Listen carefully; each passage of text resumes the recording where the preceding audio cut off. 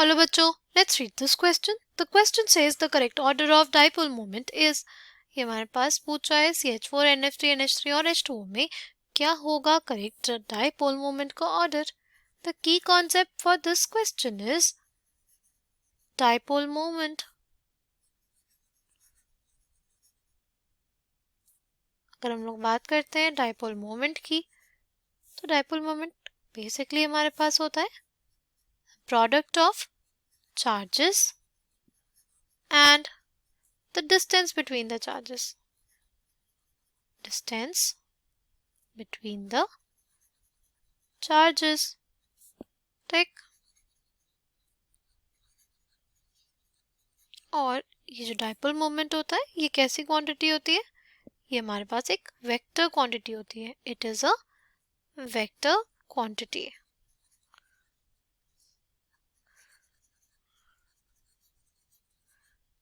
अगर हम लोग बात करते हैं किसी स्पीशीज ए बी की, कोई मॉलिक्यूल है ए बी, तो अगर बी हमारे पास मोर इलेक्ट्रोनेगेटिव है तो हम डाइपोल को कैसे दिखाते हैं? जो मोर इलेक्ट्रोनेगेटिव होता है उसके तरफ एरो, और जो लेस इलेक्ट्रोनेगेटिव होता है उसके तरफ डैगर का सिंबल से. तो बेसिकली डाइपोल मोमेंट को ये जो सिंबल है ना, इससे डिनोट किया जाता है. ठीक. अगर हम लोग अब बात करें अपने ऑप्शंस की, तो सबसे पहले हम लोग देखेंगे मीथेन में. तो पहले देखिए मीथेन का स्ट्रक्चर कैसा होता है हमारे पास. मीथेन का जो स्ट्रक्चर है हमारे पास वो कुछ ऐसा होता है. ठीक. अगर हम लोग बात करते हैं डाइपोल मोमेंट की, ठीक, तो कार्बन जो होता है वो हमारे पास मोर इलेक्ट्रोनेगेटिव होता है हमारे हाइड्रोजन से, तो डाइपोल की डायरेक्शन कार्बन की तरफ. ठीक. ये देखो कुछ ऐसा देखने को मिलेगा हमें. जो हमारे पास रिजल्टेंट डाइपोल होगा हमारे H1, H2 और H3 का, वो हमारे पास अपवर्ड डायरेक्शन में होगा. और जो H4 का डाइपोल मोमेंट है वो हमारे पास डाउनवर्ड डायरेक्शन में. तो ये जो हमारे पास रिजल्टेंट है इन तीनों का, और ये जो H4 का डाइपोल मोमेंट है ये हमारे पास न्यूमेरिकली इक्वल हो जाएंगे. और इसलिए जो हमारे पास CH4 हो जाएगा वो हमारे पास एक नॉन पोलर मॉलिक्यूल हो जाएगा. CH4 कैसा मॉलिक्यूल हो जाएगा हमारे पास? CH4 will be a non polar molecule. तो एक नेक्स्ट है हमारे पास, अगर हम लोग बात करें NH3 की, NH3 में क्या होता है? NH3 का स्ट्रक्चर हमारे पास क्या है? बेसिकली पिरामिडल होता है ना. तो देखो नाइट्रोजन जो होता है वो मोर इलेक्ट्रोनेगेटिव होता है. किससे? हाइड्रोजन से. तो डाइपोल्स की डायरेक्शन हमारे पास कुछ ऐसे जाएगी, राइट. और एटॉमिक डाइपोल भी हमारे पास कितना रहेगा? भी हमारे पास ऊपर की तरफ रहेगा. तो ओवरऑल जो डाइपोल की डायरेक्शन आई वो ऊपर की तरफ आई, इसलिए हमारे पास NH3 हमारे पास एक पोलर मॉलिक्यूल होगा. अगर हम इसका डाइपोल मोमेंट कंपेयर करें NF3 के साथ, तो NF3 का स्ट्रक्चर वो भी कुछ ऐसे ही.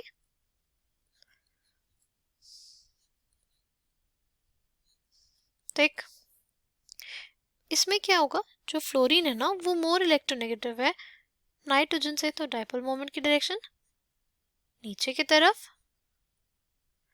और एटॉमिक डाइपोल हमारे पास ऊपर की तरफ. तो ओवरऑल जो ये फ्लोरीन की तरफ डाइपोल जा रहा है वो नीचे जा रहा है, और जो एटॉमिक डाइपोल है वो ऊपर की तरफ. तो ओवरऑल मॉलिक्यूल का जो हमारे पास डाइपोल मोमेंट है वो क्या हो जाएगा? कम हो जाएगा. और ऐसा क्यों होगा? ऐसा इस वजह से होगा बिकॉज तीन डाइपोल्स की डायरेक्शन हमारे पास नीचे की तरफ है और एक की ऊपर की तरफ. ठीक. तो NH3 और NF3 की अगर बात करें, तो NF3 का जो डाइपोल मोमेंट है वो NH3 से हमेशा कम होगा. और NF3 में तो कुछ डाइपोल मोमेंट है भी, CH4 में तो वो भी नहीं है, बिकॉज वो नॉन पोलर हो गया. उसका डाइपोल मोमेंट क्या हो जाता है? उसका डाइपोल मोमेंट 0 हो जाता है. ठीक. तो तीनों का ऑर्डर बता दिया हमने. अगर हम लोग बात करते हैं वाटर की, अब वाटर का स्ट्रक्चर कैसा है हमारे पास? कुछ ऐसा होता है,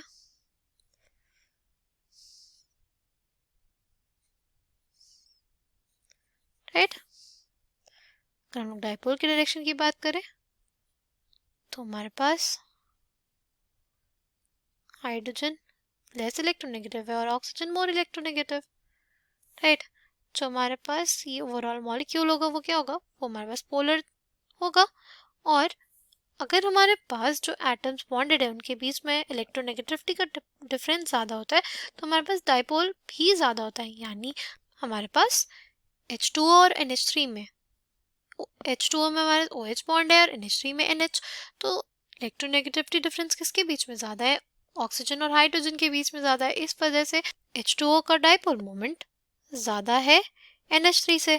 ठीक, coming back to the question, हमारे पास जो ऑर्डर आएगा वो कुछ ऐसा आएगा कि H2O का डाइपोल मोमेंट ज़्यादा, फिर NH3, फिर NF3 और CH4।